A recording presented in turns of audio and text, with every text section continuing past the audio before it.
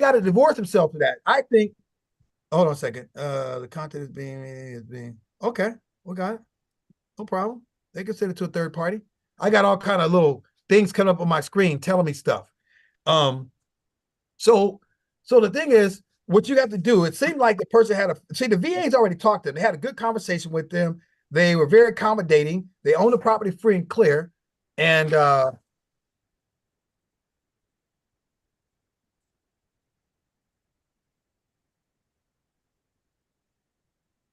so they didn't say anything about not accepting terms. So I would go in there straight up. You want to buy this house, right? It's a beautiful house. When you get this house and they say yes to you, what you gonna do? What's your plan? Lease option it. Pedro? Say My it plan again. is to lease option it. Lease option it. Okay. So what's the price that you would get it for versus what you would sell it for? Well, since this is 6,000 and 80,000, 608,000, maybe put it in the market on 720, 715, probably. Okay. So a couple of things. One, you got a value of 670 right now, right? And you're trying to sell it for 720, but they're not even getting any bites at 670 on Zillow. And everybody and their mama's on Zillow, right? Everybody's on Zillow, and it's not attracting anybody at 670. So one, you got to ask for a discount. Discounts are good.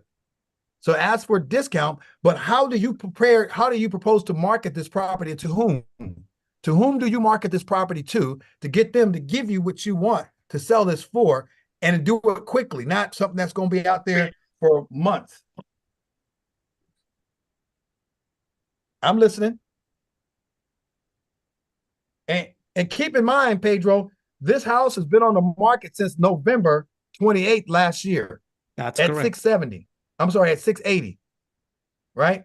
And even though it's at 680, they're asking for at the time it was on the market for 680. But it shows off market now. Now, you've had this lead since March of 7th of last month. So you've had this lead sheet, and it came from. So you sent this lead to the VA, right? Correct. For them to call on, correct? Yes. So now that they've called on it, remember, this lead was off market was on market at one point in November, and now it's off market. And that being said, you still haven't had the conversation with the seller. Somebody got to talk to that seller other than the VA. You've been through Ron LeGrand's training. Okay. Do you have a mentor or somebody that you've been working with too, or no? I do not. So Ron says, and all y'all know this, is that you got to what first? Practice. Somebody give it to me. Huh? Somebody give it to me. Practice. You got to talk to them. You got to suck first. That's what he says.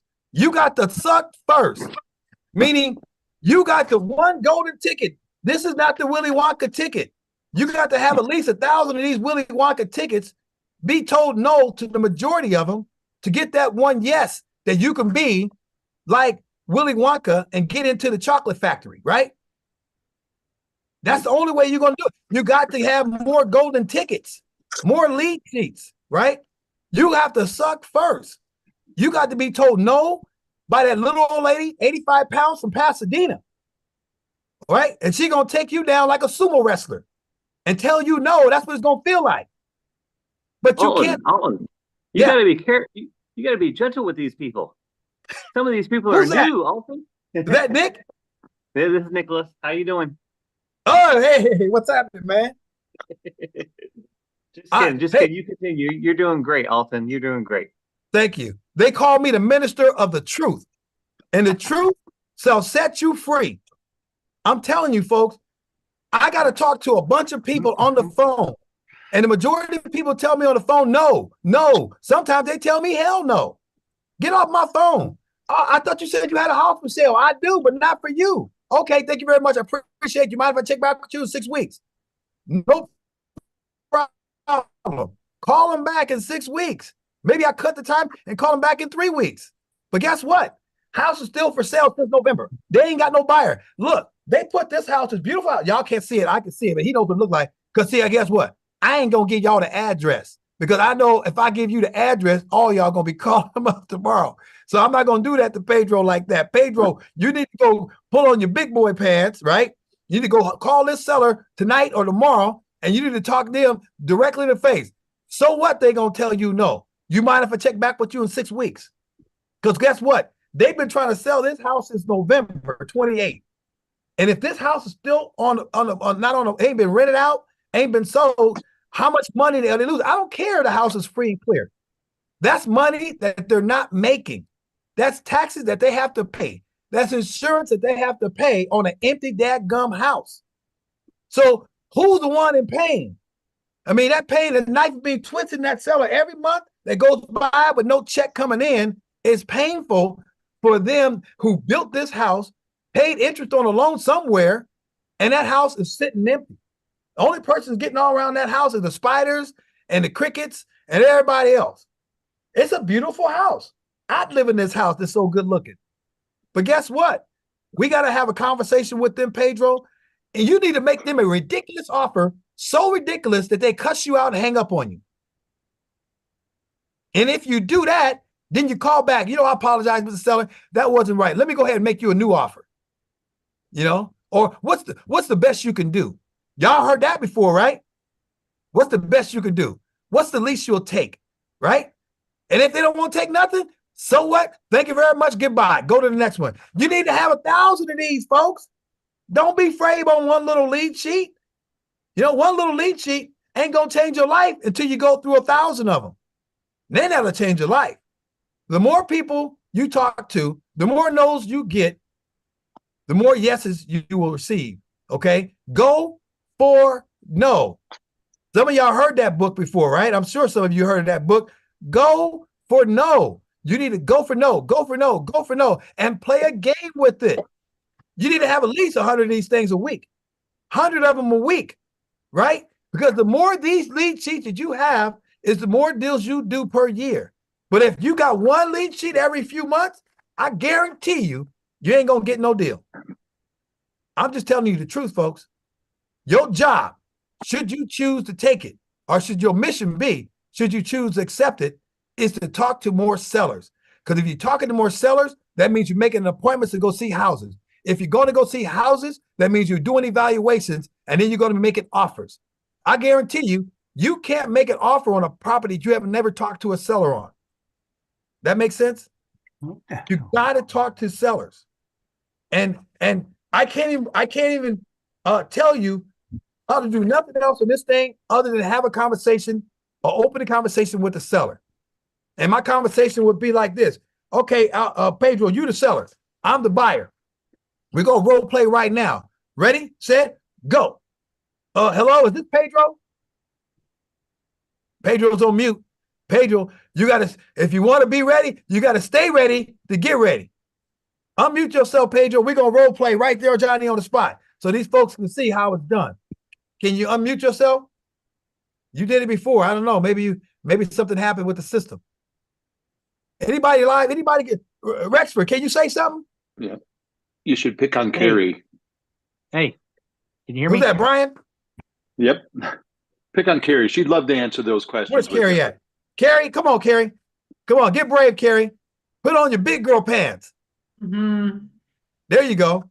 There you go, Carrie. All right, Carrie. Ring Carrie. Hey, Carrie, is this Carrie?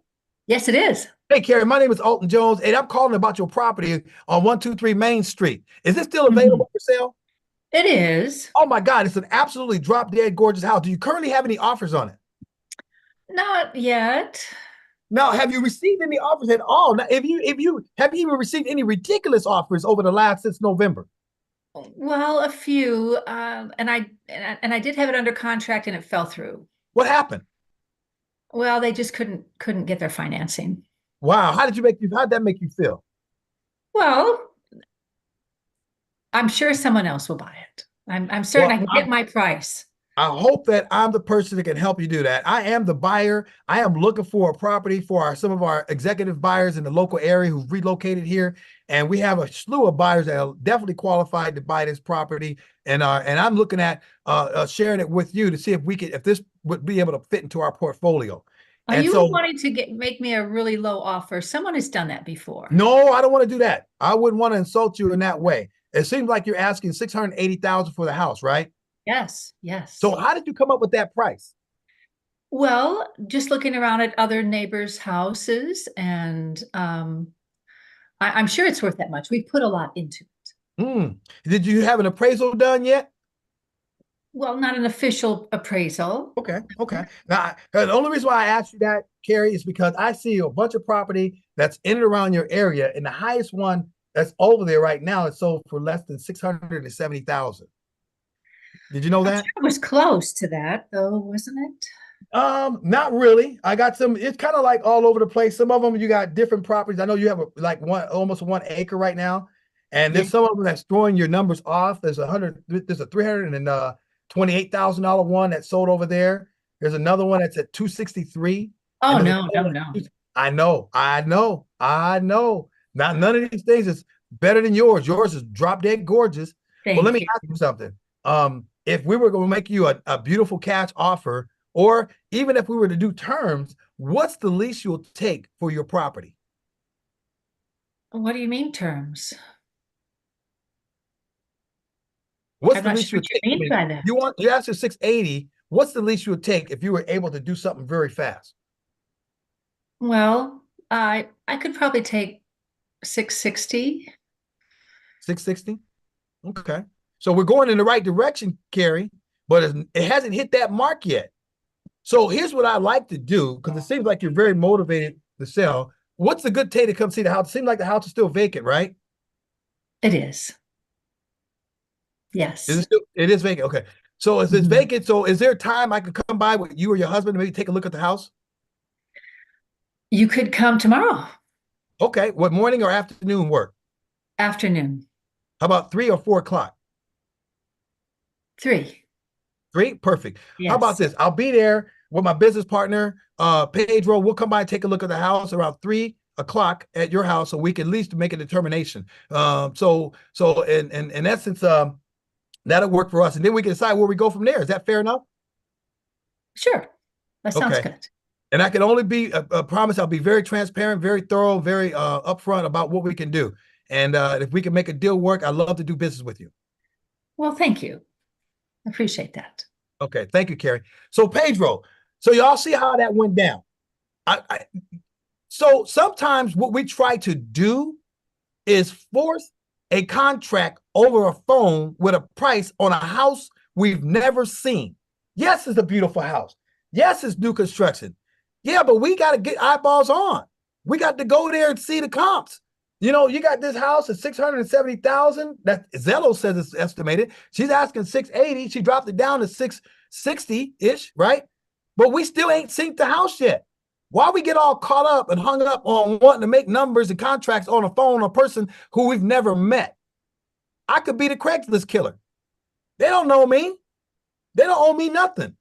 You got to get out the house and go see that house and drive by those comps in the area to support your value, and let them sell you on why I should buy that house for more than what the market value is.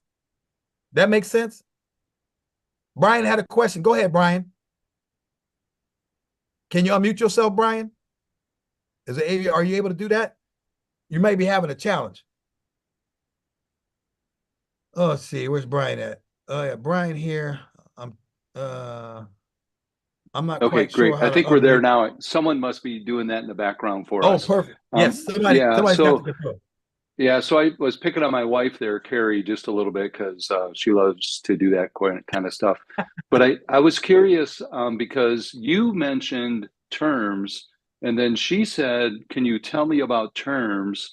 And then you never came back to it, Alton. Is that by design? You know, you got cut out, Brian, a bit. Some of your every other word was cut out. Okay, can you hear me now? I can hear you now, but some of the words get cut out when you're speaking. How about now? Just do a test one, Okay. two, three. Yeah. Test 1, 2, 3. You're good now. Okay. So you had mentioned terms in the discussion, and then Carrie had asked, well, tell me about terms, but then you never went back to that. Was that by design? Well, Or do no, we discuss terms on the phone? Or are yeah, what you're saying yeah. is you don't even discuss terms on the phone?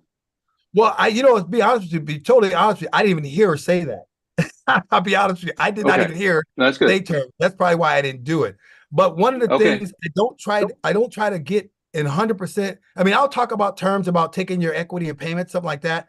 But I don't want to get into the weeds of it at the same time. Because remember, I said, if you ain't talking to sellers, you ain't going to be able to go visit the house.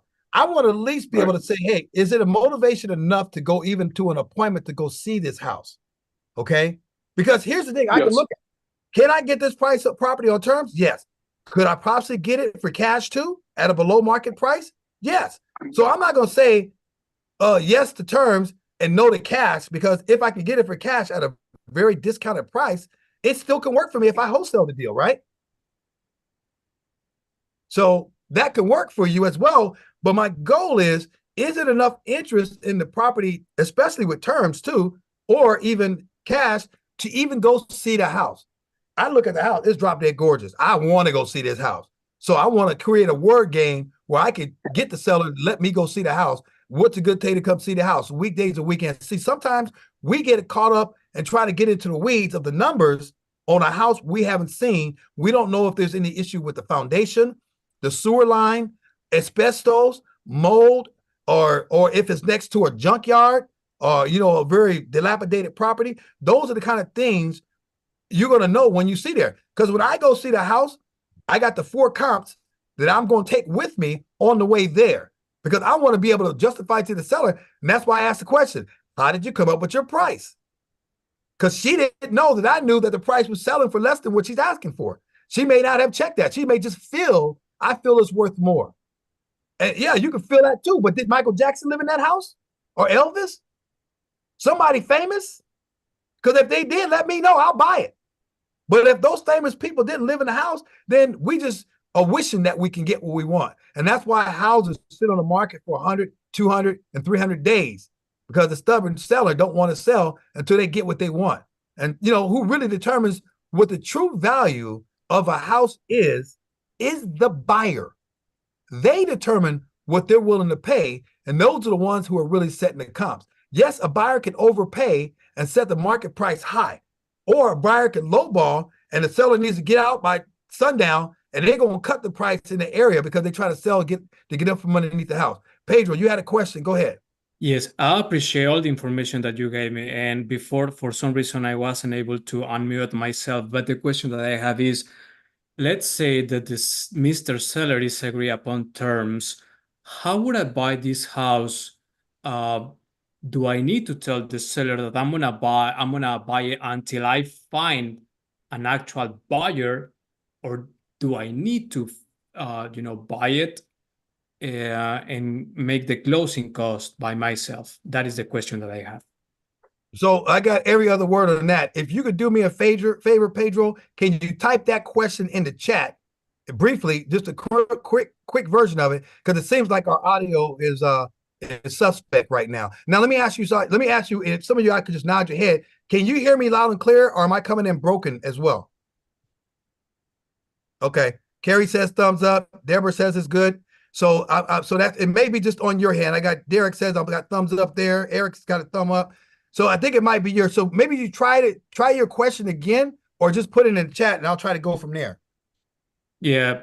The question that I have is, what would be the best option that I have to buy that house to Mr. Seller? Should I pay the closing costs right away so I will not lose this deal? Or should I tell the buyer that I'm going to should I tell the seller that I'm going to find an actual buyer before? So what I don't like to give too much ahead of the seller. It's a good question there, Pedro. So your question is if you should tell a seller you're going to pay their closing costs, or tell them you're going to get a buyer.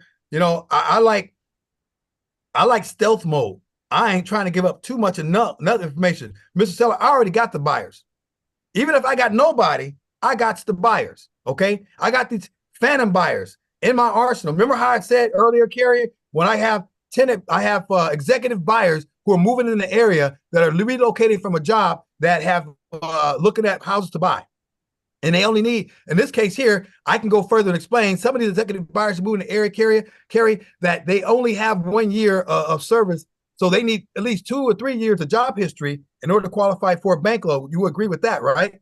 So the banks are going to say, in order to get your bank loan, you got to be a job for 2 years. If they've been there a year or less, they don't qualify. So this is why we need to go with a lease with the option to buy for the next 2 to 3 years. So that way we get those 2 years under our belt for job history, then we can qualify for a bank loan and cash you out. So how much time, what's the most time you can give us, Carrie? Is it 5 years or is it 6 years? Now, we may cash you out sooner than that, but can I get at least 5 or 6 years? And she may say, yeah, or she may go tell me to go pound sand. I don't know. But guess what? It's a question. Understand this, folks. He or she who asked the question is in control of the conversation. Would you agree? So everybody said, yeah. They're nodding their head. So I asked the question about, would you agree? That's a question. And you nodded and said yes. So ask better questions to lead the sellers and buyers to decisions that's good for them. Because remember, we're working with sellers, but we also working with buyers. And it is going to be based on our ability to ask questions. You ask questions because it shows power. You have power because they want your house, right? That you have under contract. The sellers want you to buy their house because you're the only game in town because no one else is coming to them asking to buy their house. Their house has been sitting there since November. They got no offers.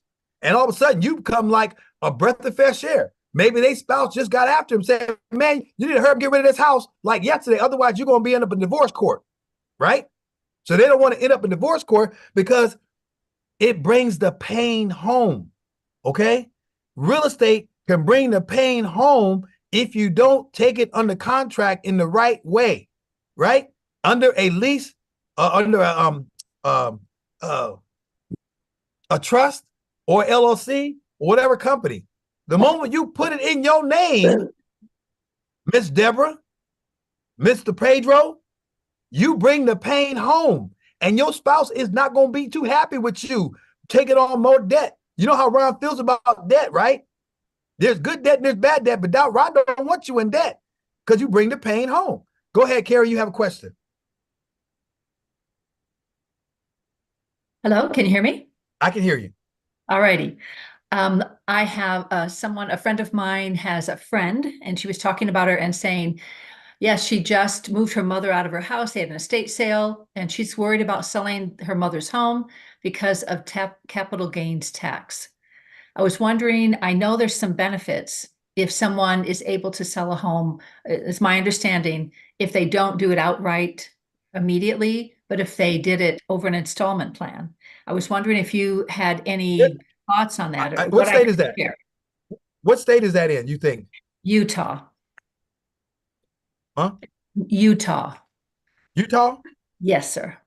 Okay. So I don't know what all the rules in every state is, but you definitely want to check with your tax attorney or CPA in the state of Utah. We're governing real estate, the capital gains tax on it. Because you got typically, if you're a married couple, you got up to $500,000 in capital gains tax, right? But if you're single, it's like $250,000, right? Mm-hmm. Now, depending on what she bought it for and what you're selling it for. If you bought it for $50,000 and you're selling it for $200,000, you're going to have a $50,000, $200,000. You're going to have a big capital gains tax. But you may not have no capital gains tax because if you're selling at $200,000 and you bought it for $50,000, remember you get $250,000 of capital gains tax, right? So well, I'm assuming because she has a concern about it. Around here, houses go for $600,000 average. Right. So much higher.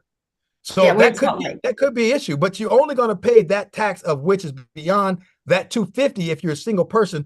Or I have a situation right now with a client in that manner where they own it free and clear. They bought it for $200,000 and then they're selling it for $800,000. You know they're going to have a capital gains tax, right? Because it's going to be over $500,000 in profit they're going to receive from what their cost basis was. So this is why some people need to go talk to a tax advisor first before they decide to sell, because they need to know what their legal position, their tax liability is going to be.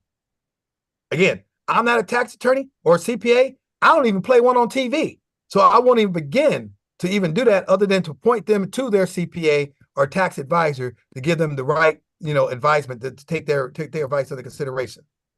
I So didn't that's know what I if would. maybe in a general sense, Yeah. if investors could not depending on the state, depending where it's at, offer something to someone that is facing capital gains tax on an Yeah. So installment. the thing, yeah. So that could happen too, where it may be a softer blow over time, Mhm. but at the end of the day, you gonna pay the piper, Mhm. and that's Uncle Sam. Okay, we're gonna pay it, but it may be over time, but not all at once. Okay. So you want to be in control of your dollars, and that's why you definitely, folks, always talk to. That's some of y'all old enough like me, right? I'm almost 60, right? Some of y'all know what a Rolodex is, right? Some of the young folks don't know what a Rolodex is. So that's part of your $1 million Rolodex. That's your tax attorneys, your real estate brokers, your loan officers, your real estate agents, all these people that you need to put in your Rolodex are these important people. They need to be a part of your team. These people need to be a part of your team. So that way, when you need a question or two to be answered, you go to them. Contractors, subcontractors, handyman, whatever. You need to have all these people that can give you your go-to on speed dial to give you advice, because you don't need to be paying for advice every time. Carrie, you don't need to have an attorney on retainer 24 hours a day, especially if you ain't doing big deals on the regular. Okay, because all you're doing is making them rich. You paying for their kids' college. Okay, somebody need to pay for our college. All right, so I digress. I got kids in college right now, so it's personal to me. So other than that, anybody else got a question? I hope I answered your question, Carrie. Perfect. Thumbs up. Anybody else out there? I got my man. Is that Renaud? Are you walking out there, man? You getting exercise? He's exercising and getting his workout in before the sun go down. Anybody else got questions? Bring it. Okay, here let's see. Pedro got a question. He goes here. Thank you, Alton. Let's say Mr. Seller says yes to terms. What are the options I have to buy? If the closing costs are high, should I tell them I will find a buyer first? Here's what you do, Pedro. That's a great question. Where's Pedro at? He's there somewhere. He may be on page 2. Let me see where Pedro at. Let me see. Where's Pedro? I don't know. Pedro, you still there? I don't know if you're still there, Pedro. I can't find you. Anybody? Oh, there he is. Alberto Martinez, right? Yes, he said, yeah. Okay, that's a great question. And here's what I would say to that, Pedro. I would say to you what Ron told me. If you don't write big checks, you can't lose big checks. So don't be writing no checks. You write a check for $100 and get that bad boy in escrow. You want to tie up the property. How, and why? Because you don't have a contract, Pedro, unless you got a contract and consideration, right? What's consideration? Money. $100 controls that contract. You don't need to be worry about closing costs. And guess what?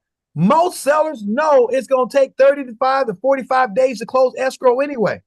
If it takes you that long to find you a buyer, then you got a problem, okay? You got a problem. That means the price is way too high, Pedro. So here's the deal. I wouldn't worry about closing costs. I ain't paying no closing costs. That end buyer's going to pay closing costs. I'm just going to put up my $10 or my $100 or whatever I'm going to put up to close and tie up that contract. I didn't say I'm closing right now. You don't got to get a contract for $100, put it in escrow, and then got to close tomorrow. I'm going to stretch that bad boy out 45 days, 60 days, and I'm going to day one, go out and find me a tenant buyer. If it's a good property, the way it is, and it's a good looking property, people are going to come out of the woodworks. If it's priced right, I'll say that again. If it's priced right, if it's priced too high, Pedro, ain't nobody going to come look at that house. I don't care how beautiful it is. The numbers are the numbers are the numbers. You can't beat the numbers, but don't let the numbers beat you. Don't be getting a contract before the sake of getting the contract. Can y'all see me okay? There we go. The light in the background was kind of messing me up. So that makes sense? You good on that? So, folks, I ain't trying to come up with a word game. I ain't trying to lose no daggum money. Well, I'm gonna put up thousands of dollars in closing on a deal when I could just put up $100, right? Put up, and that's, I mean, and $100 is a lot. I can go to a nice dinner at Morton's for $100, party of one, and get me some wine with it. Okay, I ain't afraid to eat by myself in a nice fancy 5-star restaurant. I'll be by my lonesome and eating that ribeye, or maybe the steak and lobster, $100 combo plate. But if I'm controlling real estate, I'm gonna control that real estate, and I'm gonna put them costs onto the tenant buyer. And our key thing is, when you have a mentor or a coach or somebody to take that deal and say, what do you think about this deal? I'm thinking about buying this. Here's my exit strategy. That coach and mentor, one of Ron LeGrand's coaches, a mentor, and all of us are great. I think I'm better because I'm so pretty like that.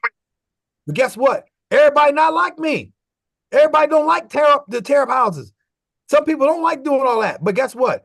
The advice you get is the advice you can use, and that advice you get from your mentor is going to go a long ways. We're here to make you money, okay? And you get to keep all that money, okay, that you make when you go out there. So you can't look at as making money on your own. You're looking at making money because it's got to benefit the seller, it's got to benefit the buyer, and it's got to benefit you. We don't work for free, folks, okay? We nonprofits yet. Ron, when you take Ron's course in structuring your empire, which is coming up soon, y'all know that's coming up. You've been getting the emails from Ron, structuring your empire. Then you can practice philanthropy when you open up your little foundation. But first of all, we got to make some daggone money on this thing called Pretty House. And how we going to do that is you must absolutely talk to sellers. Don't be just texting and emailing. You need to have a conversation. You need to be kneecap to kneecap, eyeball to eyeball, and you need to find out if they like you and trust you. Okay? Because if they like you and trust you, I don't care how stinky and nasty the deal is, you about to do some business. They'll do anything. They'll walk through fire for you if you treat them right. Now, every deal can't be the great deal. Every deal is not going to be the greatest deal on earth. And you can't even try to will it together. Because if it don't make dollars, it don't make what? Sense. If it don't make dollars, it don't make sense. We in the business of real estate, we here to make money. Okay? So it's okay to make money while you helping others. But I always go back to, don't make somebody else's problem your problem. Because then now you got a bigger problem. And your spouse is not going to be too happy with you. Okay? So let's just look at this thing from a 30,000-foot view and figure out how many different ways you could do that deal. I know the first thing you do with that deal, Pedro, man, you need to have a conversation with that seller. Find out where their mind is, where their mind's at. Because right now, you know they're frustrated. No one's buying a house. No one's made no offers. And no one's giving up any money. And they still got that house. So how many houses you can live in at one time? One, right? But they're paying for two. It's a cost for water, gas, taxes, insurance. That's money gone. Ain't no rent coming in. That's trying to rearrange the chairs on the Titanic. It's going down. So we got to figure out a better way. Any more questions out there, folks? I'm having fun over here. It's 4:52 where I'm at in California. Some of y'all, it's already old dark 30 right now over here on the East Coast. I wasn't worried about that lunar eclipse. I ain't got nothing to do with that. I can't help the moon. I can't help the sun. I got to help myself. I got to be out here looking at real estate, which I was looking at real estate today and tomorrow and yesterday. Because if I don't do that, what would you have me do? That's a Ron LeGrand line I stole from him. I just swiped it and deployed it. So if I'm not talking about real estate, what would you have me do? I can't do nothing else. I don't know nothing about the Lakers or the Boston Red Sox. I can't do nothing about the New York Yankees. They already got their dream. I got to worry about my dream and also got to worry about your dream. And that's why you here on the Monday afternoon. All I do is talk on the phone. I talk in person. I write contracts and I move to the next one. Closing deals.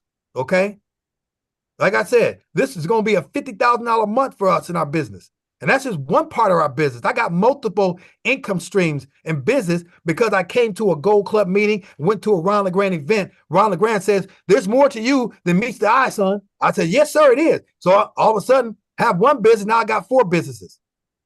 because I came to a Globe Club meeting, went to a Ron LeGrand event, got multiple 7-figure business ventures I'm involved in right now. Why? Because I don't like to be sitting down doing nothing.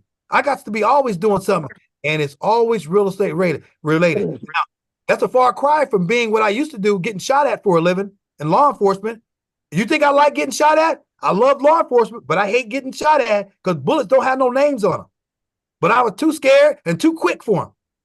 And after 38 years and 4 months, I had to go find something else to do.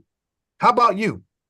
Find out that no matter in real estate how little the deal is or how big the deal is, as long as you do the deal. Somebody had a question out there. Who was that? Alfonso, did you have a question? Don't be shy, folks. I won't bite. Not right now, at least. Anybody got a question? Nothing in the chat? I don't see anything in the chat. Let's see here.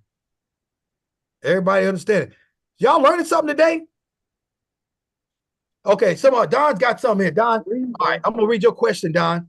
It says here, I love the fix and flipping. How do you get the cash you need? How do you get the cash you need? Oh, Alfonso, what'd you say? Where'd he go? He disappeared. Okay, how do you get the cash you need to continue to work on additional properties until you close on your first deal? So that's a good question. So the one thing is, all right, y'all want to hear the truth? Or you want to just tell you what you want to hear? Y'all want the truth, right? Truth. So there are people out there that you know that got money, but y'all so busy being a secret agent, y'all not telling them what you do. Y'all is in the real estate business. And in the real estate business, you know, you need money to fund your operation. I need money on the funding operation on the project I saw in Compton, California. It's a 4-bedroom, 3-bath.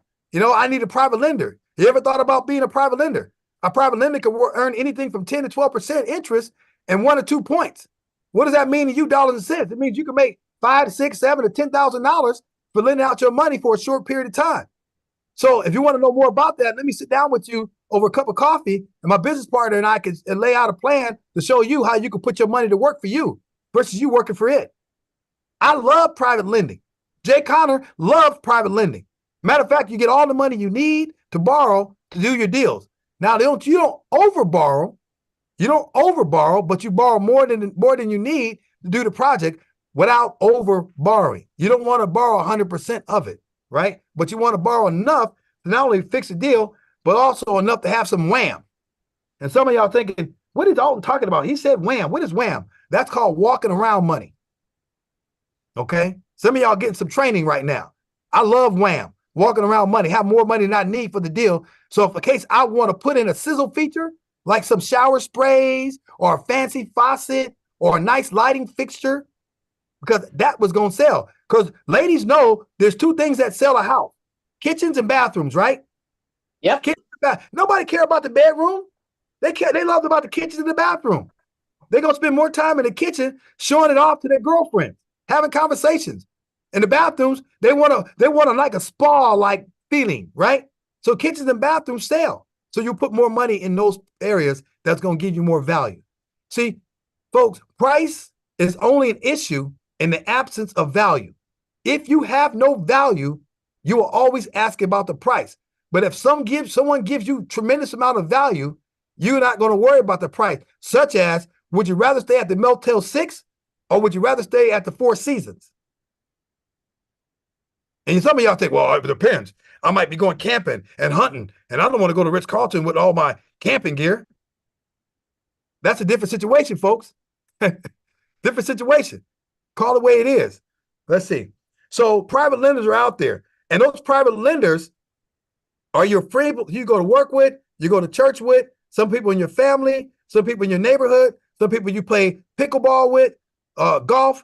Those are the people with money. I've made more money getting private money on the golf course, and I don't even know how to golf.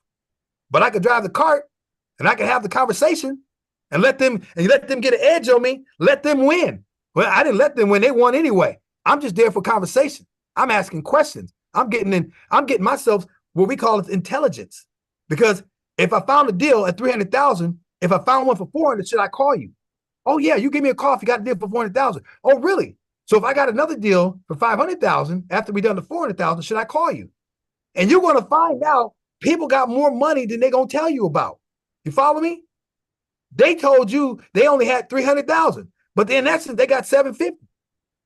But because if you don't ask what you want, that closed mouth does not get fed. So you need to eat, feed your kids, feed your spouse, ask for what you want. Ask for the moon. You might miss, but you're going to be amongst the stars. So it's okay. Long as you're out there in the universe getting yours. And you got to do it. And don't get mad. Oh, I'm asking for money. I don't want them knowing I need money. Folks, you in business. Even Warren Buffett asked for money. Even Grant Cardone asked. Man, Grant Cardone, if you know Grant Cardone, he's always asking for money. Always asking for money. Why? Because he's trying to fund his operation. Some of you guys know Grant Cardone, and he's in that doing a self-improvement program, and he's involved in a lot in real estate. And Mike, Ron knows, his program, what it's all about. But it's all about you, folks. What about your business? Let's structure your business. Okay. Okay. Somebody had a question here. Hold on a second. So somebody asked me, what interest rates do I pay? Really, I paid from 10 to 15%. But if I'm making a 30% profit and it's $250,000, I don't care if I pay 50%. So let's say I paid 15 grand, right? On interest, right? But I made 250. Does it matter? No, don't matter. I'll give them 50% all day and twice on Sunday because I'm making $250,000. They're making the 15 grand. I'm happy for them. But guess what? They're going to come to me again when I need more money. And they're going to increase it because they felt, man, the easiest thing in the world to do was to do a wire transfer and get it back in 6 months with more money than they had going out. I love private lenders. Private lenders love me. The question is, are you attracting private lenders to you or are you repelling them because you're saying too much? And if you're saying too much, they don't need you, right? So you just gave them a seminar on how private lending works or how rehabbing works and or how pretty house business works. Now they don't need you. They can go do it themselves. Thanks for the information, right? Sometimes that happens. So you just got to be careful with that. So the question is, when you're flipping a house, do you ask for enough money to purchase the property and the rehab? You doggone right, Don, because I don't got no money. I got all the knowledge, but no money. No money I want to use. I don't want to use my money. Why? Because I don't want to bring the pain home, Don. I don't want to bring the pain home. I will use OPM, other people's money. Who's other people? Could be Aunt Betty. Could be Uncle Lewis. Could be a hard money lender. Yes, I've used hard money because I'm using it for short-term financing. If I want long-term financing, I'm going to the bank of somewhere else, right? But so I borrow enough to do the purchase and I borrowed enough to do the rehab. And there are lenders out there that would do 90% of the purchase, which means 10% down, right? And 100% of the rehab. I got people who would do, private lenders would do 100% of the purchase and 100% of the rehab and no payments up front until the property is sold, which means the payment monthly is accruing over that time that you have borrowed the money out for that period of time at that given interest rate. So, and that's why I say when I'm flipping a house, I'm done in 4 or 5 months. And then let's say the seller, the borrower, the lender is going to get $25,000, but then off the HUD one, Alton made $150,000, and then the seller got their money. I got my 150. Everybody's happy. It all depends on the math. The numbers have to make sense. So, so you have to look at all those things to take a consideration. Now I know we're at that hour right now, and folks, I can go for 2 hours, but I'm not going to do that because I have to respect your time, especially those folks on the East Coast. And I know you got dinner on the stove, ready to eat and all that good stuff. So I appreciate your time. I think somebody got one last question here. If you need multiple PMLs, what's the PML? Oh, private money lenders. How do you work out with the lien position? Okay, that's a damn good question, Don. So let's say your uncle's got 100. Let's say you need 300,000. Your uncle's got 100. your aunt's got 100 and your mama's got 100, right? And you put them in first, second, and third position. Well, who you love the most is who you put in the first position, right? Who you love the least, you put them in the last position. But at the end of the day, first, second, and third position. First position is strong, second position is less, and then the third position is less, right? The difference is what you plan on doing. You ain't trying to run off with the money, right, Don? We might have to do a background investigation on you and check your fingerprints, find out where you live and who all your kids are. So you have to be careful. You like to use one lender if you can, but if you have to put multiple people together, typically what happens, Don, is whoever gives you the money first is in first position. Whoever gives you money second is in second position. Whoever gives you third position. Third position is the weaker position. But at the end of the day, when you have all those notes, you finish the house, you fix it up, you sell it, they get paid first because you may sell it for $500,000, but you only borrowed $300. You're going to make $200 minus whatever your cost is. The lenders get paid first when you close escrow. That's going to come off the closing statement, right? Then what's left over, you get what's left over. So everyone is happy because they got their $100,000 back plus whatever interest that you promised them. And then what you get left over at the end of that is what you take home with. It's not going to be the entire, $200,000. It's going to be minus whatever the cost of what you had to pay your lenders and whatever the closing costs to the title companies were as well. And interest rates, again, for a private lender, 10% is a good interest rate. Even 9.99, 10%, that's about the regular. But if you had to do it because you're a first-time borrower, if you had to pay 12, don't cry over spilled milk. 2% ain't going to make a difference. It's not going to break you, especially if you make it six figures. I'm in California. Every deal is a six-figure payday for me. Otherwise, I ain't doing the deal. I'm not trying to get out of bed for 30 grand. Okay? I will get out of bed for 30 grand if it's just flipping the paper. That means I'm going to be owning it for like 10 seconds because it's gone. Fast as I got it, it's gone. I didn't have to do nothing but flip the paper. So I'll make 30 grand on flipping the paper, but that means there's no work involved other than exchanging the paper and finding a buyer and it's done. They got the money, they got the cash, you get the house, I got my money, I'm out. That makes sense? So you don't want to do too much. Let's see, oh yeah, that's it. That's the last question. So folks, go out there, go find some private lenders, make a list, okay? 100 people that you may know in your phone or in your Rolodex, right? And then you go out there and send them a text, send them an email. Say, hey, Frank, I didn't know that. I don't know if you know this, but I'm in the real estate business, right? And we're looking for private lenders. I don't know if you would know anybody. Would we consider maybe, lending money out on properties that we buy, that we fix up, we sell for a profit. You can earn anywhere from 10 to 12% on your money, plus points, And if you want more to know about that, let's sit down over a cup of coffee and we can address that. And if you don't know what to say, maybe if you have a mentor, right? Maybe your mentor, and you go on a ride along with them and they'll help you cultivate your private lender. But you got to be in the mentor program to do that. So, okay. So I think if there's no more questions, I think I'm going to wrap it up because I know I have to respect your time. Remember, they do this every second Monday of the month for the Gold Club members. You go to Ron's Gold Club. Where's the thing at? Hold on a second. I got to read that paper. Can't go by my memory. All right, here we go. www.ronsgoldclub.com. That's ronsgoldclub.com. Get the $59 program so that you can participate in the questions and answers. You can see there's a lot of shy people here.